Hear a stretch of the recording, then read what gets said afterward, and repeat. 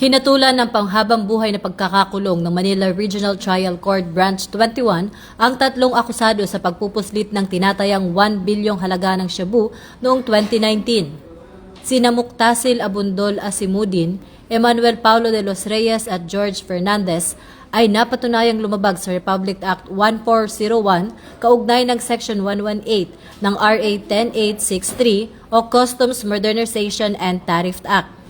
Pinagbabayad din ang bawat isa ng 15 milyong multa ayon sa korte.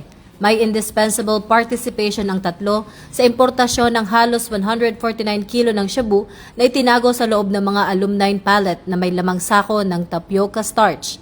Nakitaan din ng korte ang tatlong akusado ng panluloko sa dokumento at deklarasyon ng kargamento. Ito ang bagong PNP para sa bagong Pilipinas, serbisyong mabilis, tapat at nararamdaman.